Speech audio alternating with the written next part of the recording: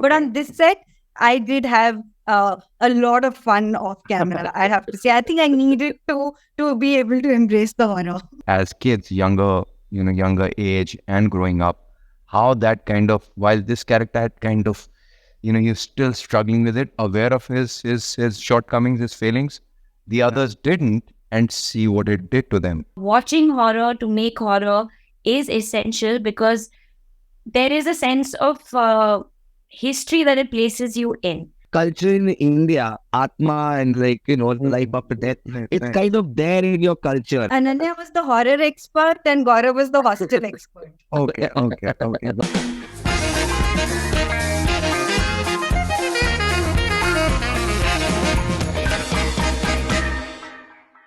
Rasika, Ishwak, to both of you. One is, first part of the question is, do you believe in life after death? Rasika. Yeah, I already answered that question. Okay, Rasika, or you believe death is death, like you say in the trailer? बाद में कुछ नहीं होता है. I don't know, actually. I'm not sure about that one, honestly. It's something that all of us think about and wonder. But yes, I do think a lot of times that there must be something not so great, which is why everybody tries so hard to live in spite of all that we are going through, So there must be an instinct of knowing that what awaits us is not going to be that beautiful, which is why you struggle so hard to survive in a world which is not always in your favor, So yeah, those are the thoughts that all of us, I guess, ruminate on these things once in a while. But I'm not sure about that. I do feel that there are forces around us which we are unaware of. And They're coming to get you. at least I can see my screen and there's nothing behind me. Usually when I'm having a conversation like this, I turn around and check once. मैं भी करता हूँ यार, गाड़ी में बैठते, it's like a thing that it's always there, like especially when I lie down in my bed late in the night, कुछ है तो नहीं, no hands coming from anywhere, that Ram Bhoot, the Raat. But I'll tell you, I still want to say something. I think it's for me, and I think from an actor's perspective, I think what becomes important is that whether you believe it or believe in it or not, I think for me, it was very important to know the rules of that world, because if my character does believe in it, he's experienced it, and he's in denial, say, if I don't believe in it, the first part of it is that, like every one of us, we try to put some logic to it, that it is, maybe it's in my head, maybe there was some rational explanation to whatever's going on. And then eventually when you become a believer, for me, that was one of the aspects of the show which I really enjoyed, was that transition of kind of between of knowing, just being aware of disturbia and the kind of disturbia that I have, and supernatural and the rules of that world, and as it presents itself to a layman and what it kind of does to that person and how he becomes a believer. Right. So I think for me, my conversations with Ananya and talking to people, reading up a little bit on occult and demonology, that really helped, because I got aware of where the haunting happens, how it happens, and what it does. Something as basic as the temperature drops. Right. Experience the supernatural. One of the things. Right. So before I Rohit, in a sense, culture in India, Atma and life after death, it's kind of there in your culture, right? That's something which pretty much you've grown up around. I don't think anybody has not had something saying, oh yeah, that some crow has come and that's some ancestor visiting the place. Right. So culturally, these things are rooted, and you might believe it or not, but the awareness to yourself is there of it. Right. So true. Rasika, so something that you may not believe in, and when you have to enact it, when you have to be convincing, does that take a different talent to do this? She's scared. For me, it's not about not believing. My fear comes, my being spooked comes from the idea that there are things around us that we don't have control over. So in fact, I found it very easy to be in these situations because actually, and also, in fact, Supriya is in this show in denial, right? So she's trying to sort of tell herself that there aren't things around us, and she doesn't want to believe in what Chomu, for example, believes in, and she kind of dismisses it a little more harshly than is required, because she is trying to make herself believe that there's nothing there, because of the difficult past that she's had. Right. So for me, it was easy, and also, I mean, the I think the one thing in a horror show is the sense of things around you. And I to walk around with that sense, yeah. For me, that was kind of, that came easy. Yeah. Right. But also just one thing to add to, I mean, something that I think also was kind of given is very beautifully etched in the script, and we've had these discussions. I had these discussions with all three of them, and the fear so many times. You see the ghost, the supernatural, which you're conventionally supposed to be scared of, with certain empathy, with certain it's a tragedy of a person while living and after death, and the fear and the demons that are really haunting us. That I kind of, every time I get that panic attack and I get that fear, it's mostly because of the demons within, because of our character feelings. Right. And because those don't get checked in time, those snowball into something so large, which is another beautiful arc that I kind of, really sort of enjoyed performing. And, while reading, I really saw as kids, younger age and growing up, how that kind of, while this character had kind of, he's still struggling with it, aware of his shortcomings, his failings. The others didn't, and see what it did to them. That's a beautiful idea of subconsciously, which people are getting and responding. The audience is kind of reaching out. Some people saying it out loud, but that is, I think, in a way, the essence, one of the most key points of the show, which hits really close to home. Right. So the physicality of being scared, right? It's so interesting to see that in a moment of fear, all your senses are so heightened. You can hear things louder, you can hear things clearer, you can imagine things which are not there. And just all your senses are so heightened, and so interesting to try and replicate that in a performance. Yeah, absolutely. So one more question to Gaurav and Ananya, and one more question to Rasika and Ishwak. Gaurav, to you first, I'll ask, does it help watching a lot of horror before you're going to the set? Okay, here's the thing. That's what Aranya, I'll first tell you the writing was so clear, right? That you have to fit in with the beats and the movements and how whatever's happening over there. It's very, very, very distinctive. Aranya has been watching horror since she was 6 years old, I think. I think he's asking you the question, Gaurav. Yeah, no, I'm You talk about yourself. getting to that. I'm getting to that. Stop So when you have somebody, and we used to shoot two separate units. I'm shooting here, she's shooting there. It's not like we're sitting together and shooting. Okay. So it's like, and not episodically, but we're shooting like, I mean, it's like I'm doing this scene to that. Ananya was the horror expert and Gaurav was the hostel expert. Okay, got it. So no, of course not. I shot the wood. Don't lie, okay? नहीं यार, इसने horror भी बहुत shoot But the किया. thing is, when you have somebody like Ananya around also, plus the crew, and there's a lot of research that goes. The excitement of it for me was that it's a genre. I've never done it. I don't watch it that much.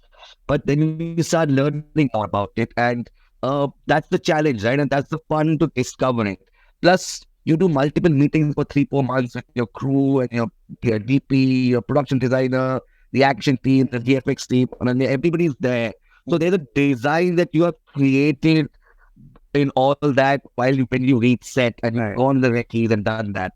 So in that period, of course, you're watching something, you're learning, oh yeah, what about doing it like this? So that helps.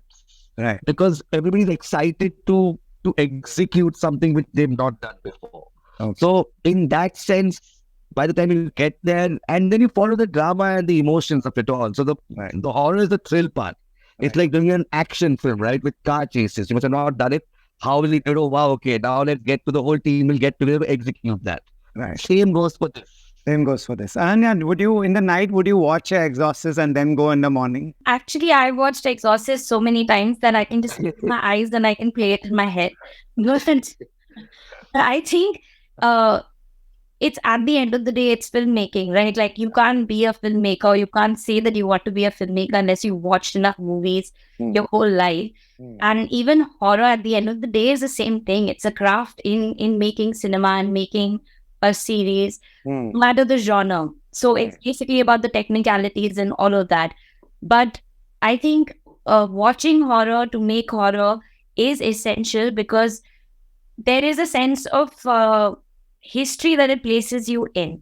And it's one of those genres which is very much based in like codes and conventions. And it's based in this kind of brotherhood of, like a generation of filmmakers, fans, so it's that fantasy kind of, how like Japanese have manga. Yeah. It's the same thing. You're in that brotherhood so when you watch horror films, it just feels like, yeah, of course, you're making something as an ode to that. You're trying to elevate that. You're trying to also say it in your own words. So watching, of course, helps. But I don't necessarily need to watch it the day before shoot, because I'll watch it anytime. You tell me now, I'll still watch horror. I love it. I love this genre. It's one of my first loves. I keep telling people also that when people say rom-com, make a rom-com, I find love far more unbelievable than I find ghosts and spirits. Like I think that world is far more believable for me. Rom-coms are really scary for you, no? Yeah.